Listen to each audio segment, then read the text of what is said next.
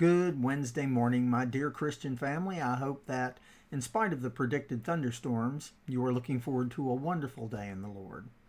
And I hope, of course, that you're continuing with your decision to make every day your very best life in Jesus Christ.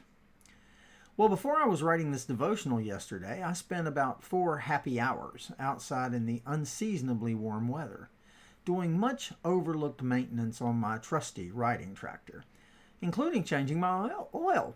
I always say oil weird. Anyway, most of the time I'm pretty good about maintenance, but I find that occasionally I will let it go for a while since everything seems to be running fine, and to be honest with you, I'm trying to save a buck.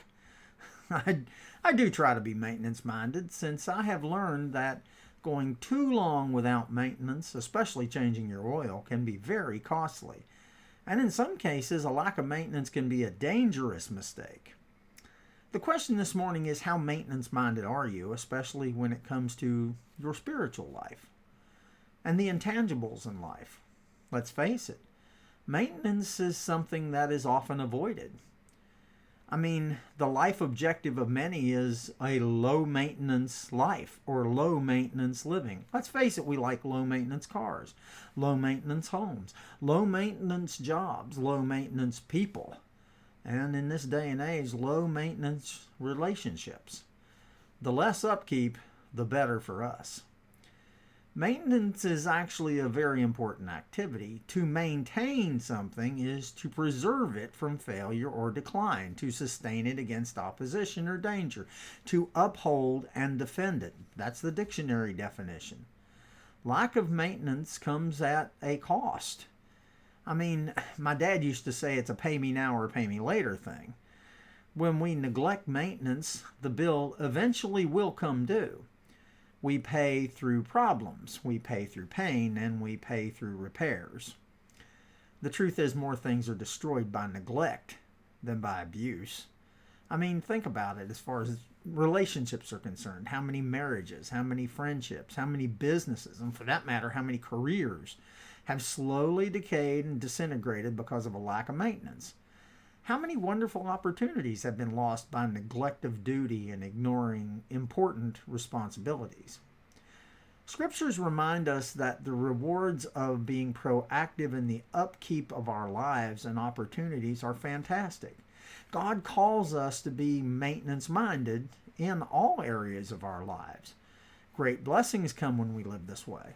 The great thing about working on my lawnmower is that maintenance can occasionally be fudged upon, and still, with a few adjustments, a little bit of oil, and a little bit of time, it's back to its full glory.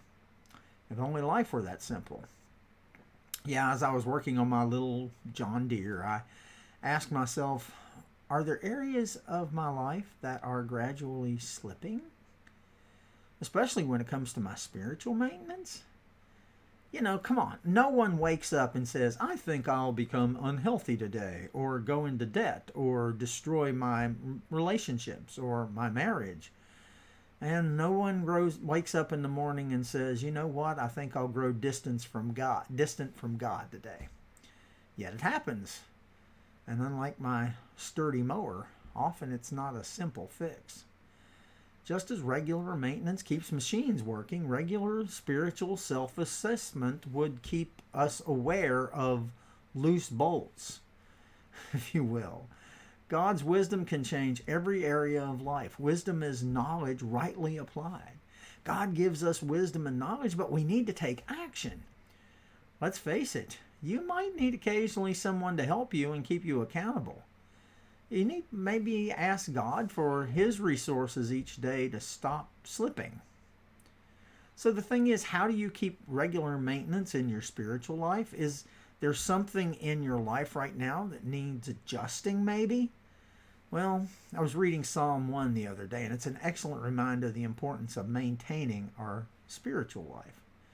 He says this, "Blessed is the one who does not walk in step with the wicked, or stand in the way that sinners take, or sit in the company of mockers, but whose delight is in the law of the Lord, and who meditates on his law, day and night.